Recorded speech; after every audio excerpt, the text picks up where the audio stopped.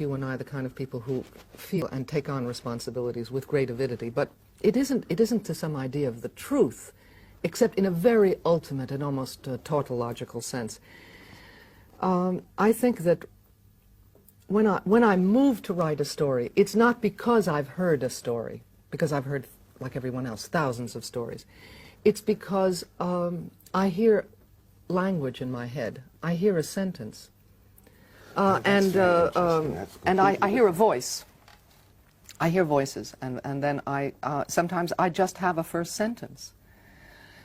And you go on hearing that voice? Yes. So it's like a dictation?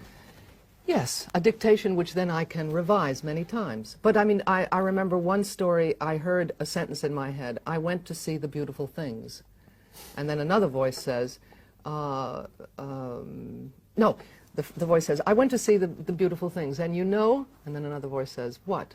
And then the first voice says, they're still there. And then the other voice says, but they won't be there for long. And I said to myself, who are these people?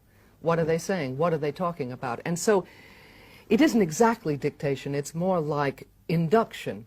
Given the fact that I now have 4 lines on the page, what can I make of this? And sometimes I have to stop, and it takes days before I can figure out what the next line is. Or sometimes I go 5 pages and I'm stopped.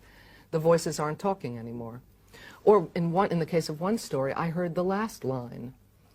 The last line was, Sisyphus, nothing but nothing can tear me away from this rock. And I thought, now who is this grim stoical person who is proclaiming his or her fidelity to an unbearable situation? And I began to reason backward. Well, it could be a story of someone who, et cetera, et cetera. So for me, it's absolutely a process of invention, and one intimately connected with language, with tone, with voice. I mean, maybe it's very interesting that, because it is, once more, and we've often touched upon this, because maybe we arrive at something quite similar, but it is the reverse process. I mean, for me, there's never that voice at the beginning. There is the enormous difficulty of seeing that situation, that person, of following I don't them. see, I hear. No, I see. That's perhaps why I like to make movies, because I don't see. I only hear when I write, and therefore I want very much to see. And that I like to do with images. And then when that person is really there, which is probably in the real time of writing, somewhere around about 2/3, not necessarily 2/3 of the text, but 2/3 of the writing time, the months or the years, then suddenly the voices come. And then I just write. I mean, but they come after the situation or the people have been established, not before. No, for me the people come out of the language. I feel... And for me, the language comes out of the people. I think my attitude is really... Well, for one thing, I mean, it's very clear from our conversation that I'm really loyal to certain modernist assumptions about art, about literature, which I think you have come to question and abandoned the practice of, because I think of earlier work of fiction of yours, like your novel G. You were doing then something that is closer to what I continue to do as a fiction writer, but the stories that you've been writing recently about peasant life are, I think, I don't know whether you feel that, in a very different mode or a very different model. But because the subject is so different, I think. It's true. But haven't you changed, John? Haven't you yourself changed? I don't know. I had to relearn to write. That's true.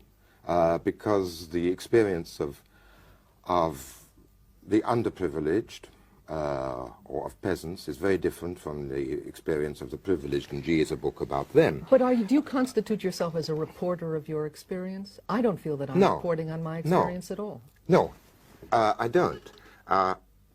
Because I believe absolutely in experience being shareable. I believe that the imagination is precisely that. It begins very early in childhood. It begins with the identification of a child with a toy or with an animal. That capacity of empathy is, it seems to me, the first fruit of that social creation, which is imagination. And if in general today there is a kind of failure of nerve in fiction, What do I mean by that? I mean that... Yes, what do you mean by that? well, I mean that most novels, probably, are really now disguised autobiographies. And on the other hand, people say, how do you have the right to write about peasants? You're not a peasant. How do you have the right to write about, for you to write about men? You're not a man, or vice versa. And these questions are very current. And the crisis of nerve, the failure of nerve, is that it is not possible to write about what one has not lived, or of what one has not seen. But I don't believe that. You think that's why there's so many novels about professors, because Yes, professors of course, of course. or about Yes. writers. Yes, obviously. And finally, Don't you think this also has to do with the competition of other modes of storytelling? Because we've gone from the